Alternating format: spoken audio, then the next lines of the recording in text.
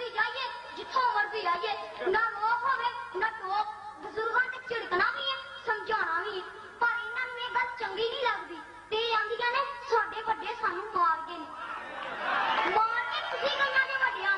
वड्डे विचारे ते जिउंदे ही मर गए ने जे मां पुੱਛ बैठे ਧੀਏ ਸਕੂਲ ਤੇ 2 ਵਜੇ ਬੰਦ ਹੁੰਦਾ ਏ ਤੂੰ 4 ਵਜੇ ਕਿੱਥੋਂ ਆਈ ਏ ਤੂੰ ਉੱਠ ਕੇ ਗੱਲ ਵੇਖੀ ਮਾਂ ਨਾ ਤੂੰ ਪੜ੍ਹੀ ਨਾ ਤੈਨੂੰ ਜ਼ਮਾਨੇ ਦਾ ਪਤਾ ਲੱਗਾ ਤੂੰ ਆਪਣਾ ਕੰਮ ਕਰਿਆ ਕਰ ਬਹੁਤੀਆਂ ਨੋਕਾਂ ਨਾ ਕਰਿਆ ਕਰ ਮਾਂ ਵਿਚਾਰੀ ਸ਼ਰਮਿੰਦਾ ਜਿਹੀ ਹੋ ਕੇ ਪਰਾਂ ਨੂੰ ਮੂੰਹ ਕਰ ਲੈਂਦੀ ਏ ਜੇ ਪਿਓ ਆਖਦੇ ਧੀਏ ਸਿਰ ਤੇ ਦੁਪੱਟਾ ਰੱਖਿਆ ਕਰ ਘੂਰ ਕੇ ਵੇਖੇਗੀ ਅੱਬਾ ਤੁਸੀਂ ਕਿਹੜੇ ਜ਼ਮਾਨੇ ਦੀਆਂ ਗੱਲਾਂ ਕਰਦੇ ਹੋ ਅੱਜ ਕੱਲ੍ਹ ਸਿਰ ਤੇ ਦੁਪੱਟਾ ਤਾਂ ਦੂਰ ਦੀ ਗੱਲ ਵਾਲਾਂ ਦਾ ਭਾਰ ਵੀ ਨਹੀਂ ਚੁੱਕਿਆ ਜਾਂਦਾ ਉਹ ਵੀ ਮਿਟਾਣੇ ਪੈਂਦੇ ਪਿਓ ਵਿਚਾਰਾ ਠੰਡਾ ਹੋਗਾ ਭਰ ਕੇ ਆਖੇਗਾ ਧੀ ਨੂੰ ਪੜਾਇਆ ਤੇ ਗੱਲ ਸਿਆਪਾ ਪਾਇਆ ਪ੍ਰਧਾਨ ਜੀ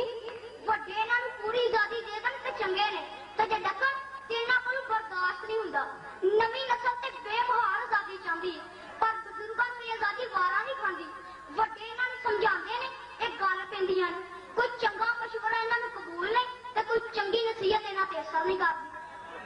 ਅਹਿਮਦ ਨੂੰ ਕੀ ਪੰਦ ਨਸੀਹਤ ਪੱਥਰ ਨੂੰ ਕੀ ਪਾਲਾ ਅਹਿਮਦ ਨੂੰ ਕੀ ਪੰਦ ਨਸੀਹਤ ਪੱਥਰ ਨੂੰ ਕੀ ਪਾਲਾ ਸਹਿ ਸਾਸਨ ਦਾ ਉਹਨੂੰ ਤੋਏ ਫਿਰ ਕਾਲੇ ਦਾ ਕਾਲਾ ਹੱਕ ਚ ਬੋਲਣ ਵਾਲੀਆਂ ਭੈਣਾਂ ਕੁਦਰਤ ਦੇ ਕਾਨੂੰਨ ਨੂੰ ਗਲਤ ਸਾਬਤ ਕਰ ਰਹੀਆਂ ਇਹਨਾਂ ਦੀ ਸੋਚ ਹੈ ਕਿ ਕੁਕੜੀ ਆਪਣੇ ਚੂਚਿਆਂ ਨੂੰ ਪੈਰਾਂ ਥੱਲੇ ਦੇ ਕੇ ਮਾਰ ਰਹੀ ਹੈ ਬਿੱਲੀ ਆਪਣੇ ਬਲੂੰਗੜਿਆਂ ਨੂੰ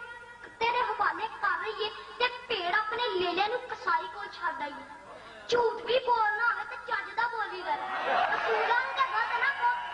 ਕੁਕੜੀ ਆਪਣੇ ਚੂਚਿਆਂ ਨੂੰ ਬਚਾਉਣ ਲਈ ਬਿੱਲੀ ਦੇ ਸਾਹਮਣੇ ਖੰਭ ਖੁਲਾਰ ਕੇ ਸੀਨਾ ਤਾਣ ਕੇ ਖਲੋ ਜਾਂਦੀ ਹੈ ਬਿੱਲੀ ਆਪਣੇ ਬਲੂੰਗੜਿਆਂ ਨੂੰ ਬਚਾਉਣ ਲਈ ਕੁੱਤੇ ਦੇ ਸਾਹਮਣੇ ਸ਼ੇਰਨੀ ਬਣ ਜਾਂਦੀ ਹੈ ਗੋਲੀਆਂ ਚੱਲਦੀਆਂ ਹੋਣ ਪੁੱਤਰ ਨੂੰ ਬਚਾਉਣ ਵਾਸਤੇ ਪਿਓ ਆਪ ਗੋਲੀ ਖਾ ਲੈਂਦਾ ਹੈ ਧੀ ਨੂੰ ਸੁੱਖ ਦੇਣ ਲਈ ਮਾਂ ਲੋਕਾਂ ਦੇ ਭਾਂਡੇ ਮਾਂਜਦੀ ਹੈ ਤੇ ਕਮਲੀਆਂ ਛਦੈਣਾ ਆਖਰੀਆਂ ਨੇ ਸਾਨੂੰ ਸਾਡੇ ਵੱਡੇ ਮਾਰਦੇ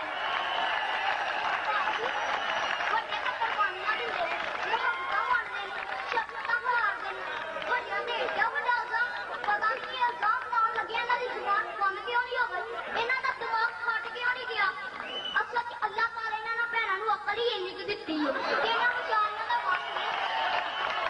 ਭੁੱਲ ਗਏ ਗੁਲਸ਼ਨ ਗਏ ਖਾਲੀ ਕਤੂਰੇ ਰਹਿ ਗਏ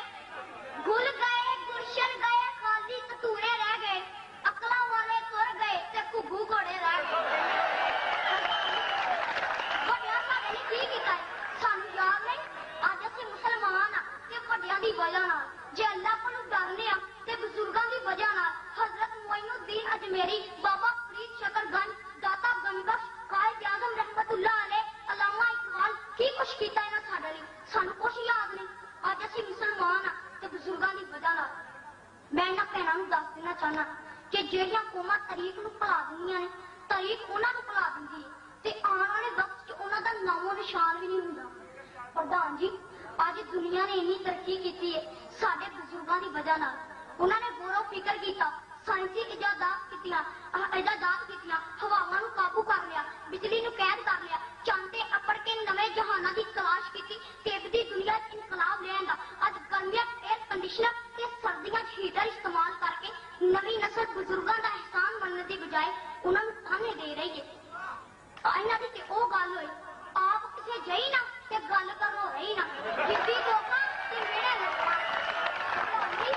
ਜਿਹੜੀ ਭੈਣ ਵੱਡਿਆਂ ਤੇ ਇਲਜ਼ਾਮ ਲਾ ਰਹੀ ਹੈ ਉਹ ਤੇ ਇੱਕੋ ਹੀ ਵੱਡੇ ਡਾਕਟਰ ਅਬਦੁਲ ਕਦੀਰ ਖਾਨ ਦਾ ਅਹਿਸਾਨ ਨਹੀਂ ਹੋ ਸਕਦੀ ਜਿਹਨੇ ਹਿੰਦੂਆਂ ਨੂੰ ਚੁੱਪ ਕਰਾ ਕੇ ਰੱਖ ਦਿੱਤਾ 65 ਦੀ ਜੰਗ ਦੇ ਸ਼ਹੀਦਾਂ ਦਾ ਅਹਿਸਾਨ ਨਹੀਂ ਹੋ ਸਕਦੀ ਜਿਨ੍ਹਾਂ ਜਾਨਾਂ ਦੇ ਕੇ ਆਪਣੇ ਪਿਆਰੇ ਵਤਨ ਪਾਕਿਸਤਾਨ ਨੂੰ ਬਚਾ ਲਿਆ ਇਹਨਾਂ ਵਿਚਾਰੀਆਂ ਨੂੰ ਵੱਡਿਆਂ ਦਾ ਕੀ ਪਤਾ ਹੈ ਇਹਨਾਂ ਨੂੰ ਤੇ ਮੀਰਾ ਰੇਸ਼ਮ ਵੀਲਾ ਮਦਨ ਤੇ ਈਸ਼ਵਰਿਆ ਰਾਏ ਦਾ ਪਤਾ ਹੈ ਸਟਾਫਰਾਂ ਤੇ ਡਰਾਮਿਆਂ ਦਾ ਪਤਾ ਹੈ ਸਕਾਫਤੀਆਂ ਨਾਲ ਤਾਲੀਆਂ ਦੁਸ਼ਮਣਾਂ ਨਾਲ ਦੀਆਂ ਆਪ ਕਦੇ ਕਰਨਾ ਨਹੀਂ ਤੇ ਇਲਜ਼ਾਮ ਬਜ਼ੁਰਗਾਂ ਦੇ ਅਸਲ 'ਚ ਸ਼ੀਸ਼ੇ 'ਚ ਇਹਨਾਂ ਨੂੰ ਆਪਣਾ ਹੀ ਮੂੰਹ ਨਜ਼ਰ ਆਉਂਦਾ ਹੈ ਤਾਂ ਹੀ ਤਾਂ ਬਜ਼ੁਰਗਾਂ ਦੇ ਚਿਹਰਿਆਂ ਦੇ ਕਾਲਖ ਲਈ ਜਾਂਦੀਆਂ ਇਹਨਾਂ ਨੂੰ ਤਾਂ ਕਹਿਣਾ ਚਾਹੀਦਾ ਸੀ ਸਾਡੇ ਵੱਡੇ ਸਾਨੂੰ ਤਾਰ ਗਏ ਸਵਾਰ ਗਏ ਰੱਬ